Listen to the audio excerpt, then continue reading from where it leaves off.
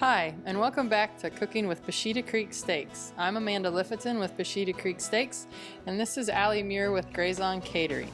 We are making a shepherd's pie. We're using Pusheta Creek Steaks hamburger. It's antibiotic and hormone-free and raised right on my farm. We're also using our new Pusheta Creek Steaks Grill Friend steak seasoning. So when we came up with this seasoning, we wanted a seasoning that would be versatile for basically every kind of meat. It's a really good combination because you can put it on ground beef, you can put it on Amanda's briskets, you can use it in some stews. It's really pretty versatile. So today we're making horseradish mashed potatoes. We thought this would pair really well with the ground beef, and it gives it a little bit of a twist, not just regular potatoes. We started out and we boiled some regular russet potatoes. We're going to add some softened, unsalted butter to our mixer. And we're gonna turn it on low to start. Next, we're gonna add a little bit of sour cream. The sour cream just makes your potatoes a little bit creamier. We're also adding cream cheese, which is kind of a secret because it's gonna add creaminess plus a little bit of cheese. We're gonna add our sour cream. You can also add your horseradish at this time. I used a creamy style horseradish. It's not too hot. You don't want to add too hot of a horseradish because that's going to be really overbearing with your potatoes. So just use a regular creamy horseradish. That'll give a nice little hint, but not overbearing. Then we turn our mixer back down to low.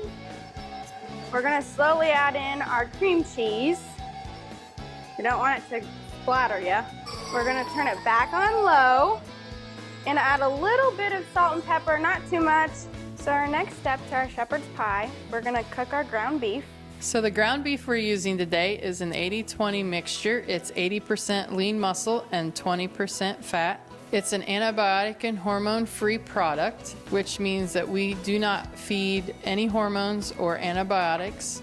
If you go to the website at pushetacreeksteaks.com, you can view all of our products and our ground beef. Some other products available on our website are steaks, roasts, and hamburger. Our hamburger product is also, of course, the bulk product we're using today. So go to our website at pushetacreeksteaks.com and check out all our products. And while you're there, subscribe to our monthly email list by entering your email and your name. So for the next step of the shepherd's pie, we're gonna put in 1 tablespoon of butter. We have our mixture of onion, celery, and carrot that we're gonna add to our pan once our butter gets melted.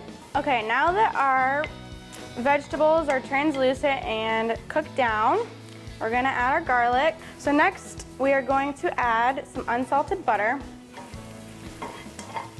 So once we add this butter, we're gonna make a roux for the base of our sauce for our shepherd's pie. And as you can see, I used the same pan that we cooked our ground beef in because I wanted all those drippings and the flavors from that ground beef to make its way into our sauce. So I use the same pan, which is kind of easy for you guys because you're not having to dirty up too many dishes. Who wants to do dishes? No one. When you add your flour, stir all together. And you want to cook this flour until you can cook the flour taste out. Okay, now we're gonna add our broth. Next, we're gonna add our beer. So today we're using a stout beer.